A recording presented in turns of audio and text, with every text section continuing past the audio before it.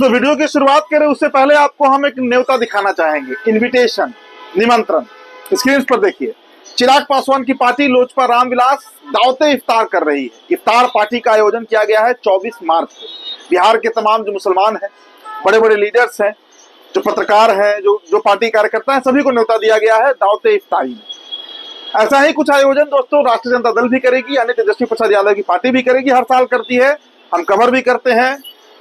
और JDU, Janata Dal United भी ऐसा ही आयोजन हर साल करती है, बीजेपी नहीं करती है। चलिए अब दोस्तों ये निमंत्रण आपको हम क्यों दिखाएं, ये न्योता आपको हम क्यों दिखाएं? इसलिए दिखाएं दोस्तों क्योंकि एक तरफ ये तमाम राजनीतिक पार्टियां मुसलमानों को अपना वोट बैंक समझते आई हैं, मुसलमानों को अपना वोट कैडर समझते आई हैं, अपनी जागीर समझती आई हैं। लेकिन आज दिल्ली में जंतर मंतर पर पिछले कई दिनों से लगातार वक्फ बोर्ड संशोधन अधिनियम यानी वक्फ बोर्ड अमेंडमेंट बिल के खिलाफ प्रदर्शन चल रहा है प्रदर्शन। आप खबर देख ही रहे होंगे, लगातार तमाम नेशनल मीडिया उसे कवर कर रहा है। सवाल उठता है कि ये जितने भी राजनीतिक दल हैं, चाहे लोजपा कह लीजिए, रामविलास पासवान जो एक समय बड़ा हिमायती बने थे मुसलमानों के, मुस्लिम सीएम की मांग कर रहे थे 2005 में, जिसके चलते सरकार नहीं बन पाई, त्रिशंकु विधानसभा हो गया। और दूसरी तरफ आरजेडी है, वो तो मतलब अपना जागीर समझती है मुसलमानों को, मुसलमान वोट को, या जेडीयू को ही आप कह लीजिए। आप बताइए कि जमीन पर बिहार में कहीं भी आप वक्फ बोर्ड का कोई चर्चा सुन रहे हैं क्या? और वक्फ बोर्ड संशोधन अधिनियम दोस्तों एक इतना बड़ा मसला है इस देश में। देखिए ये धार्मिक मसला है, आर्थिक मसला है, इस पर हम नहीं जाएंगे, हमारा कोई भी इस पर विश्लेषण नहीं होगा कि वो सही है गलत है क्या है, छोड़िए। इस देश का जो आम मुसलमान है वो उसे गलत मान रहा है, वो कह रहा है इस बात को कि भाई बीजेपी हमारे धार्मिक मुद्दे में इंटरफेयर कर रही है।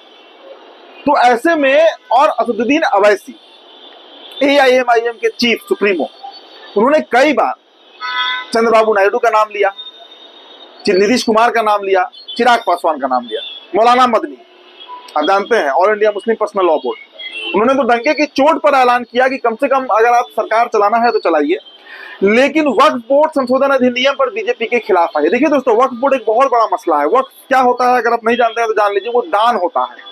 जिस तरह हम हिंदुओं में दान तो उनका बहुत प्रथा है और बड़ा महत्व दिया जाता है, उसी तरह से वक्फ जो है वो दान किया हुआ जमीन है। देखिए इस देश के कई मुस्लिम जमींदार हुए जिन्होंने 100 बीघा 200 बीघा एकड़ के एकड़ जमीन वक्फ को दान दिया, और उस पैसे से मदरसे चलते हैं, उस पैसे से कब्रिस्तान का मेंटेनेंस होता है, इमाम बाड़ा का मेंटेनेंस होता है, जो मुस्लिम वेलफेयर का काम है वो उस पैसे से किया जाता है।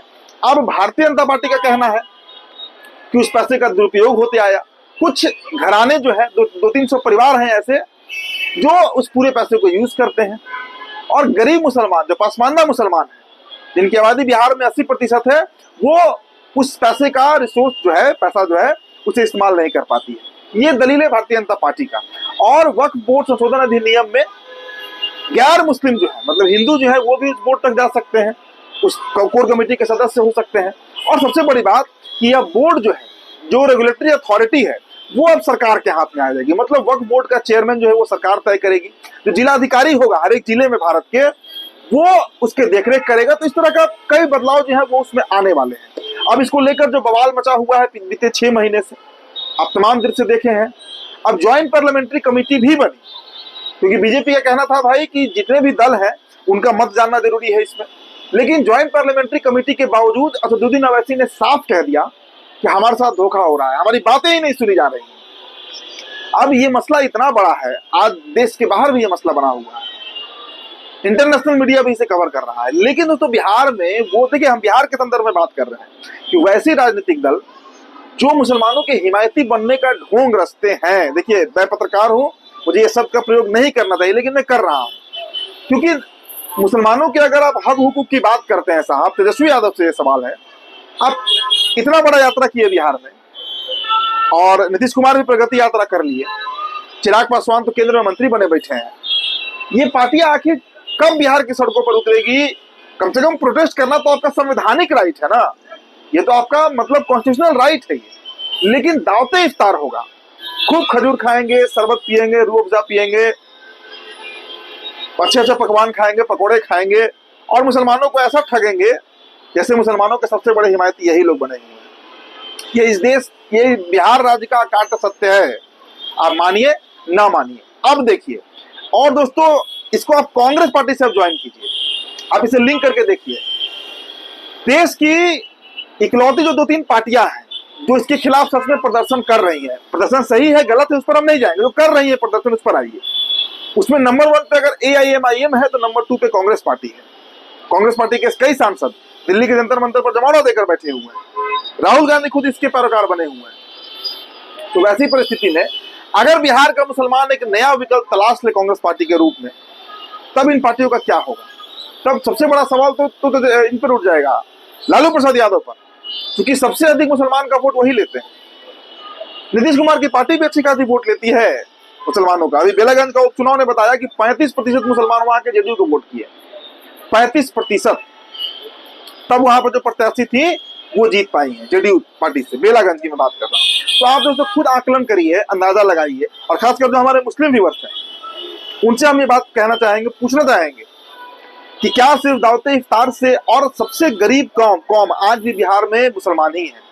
पसमानदा मुसलमानों की अगर आपको वास्तविक स्थिति देखनी है दोस्तों, मुझे याद है पूर्णिया में 8 दिन रहा था लोकसभा चुनाव के समय, पप्पू यादव का मैं कवर करने गया था पूर्णिया, 2-3 बार गया उसमें। तो लौटते समय दोस्तों अररिया मैंने क्रॉस किया। अररिया का जमीन का स्थिति देखिए, मुस्लिम डोमिनेटिंग एरिया है, बड़ी आबादी वहां मुसलमानों की है। मैं किशनगंज में भी कई मुसलमानों को देखा हूँ, ज्यादातर मुसलमान मतलब भूखमरी की स्थिति पे, उनके लिए कोई बात ही करने वाला नहीं है इस देश में। वो सेकंड ग्रेड सिटीजन का जीवन जी रहे हैं। सरकारें आई चली गई, कभी नीतीश, कभी लालू, कभी जगन्नाथ मिश्रा, कभी कोई, लेकिन उनकी हालत बद से बदतर होते चली गई। लालू जी के राज में यादवों का विकास हुआ, आर्थिक विकास हुआ, सामाजिक विकास हुआ। नीतीश जी के राज में अति पिछड़ों की कुछ जातियों का, धानु कह लीजिए, कुर्मी कह लीजिए, कुशवाहा कह लीजिए, उनका विकास हुआ। मुसलमानों के बारे में किसी ने नहीं सोचा, और सिर्फ दिया क्या जाता है उनको, तो दावते इफ्तार उनको दिया जाता है, खजूर खिला दिया जाता है और खजूर बना दिया जाता है।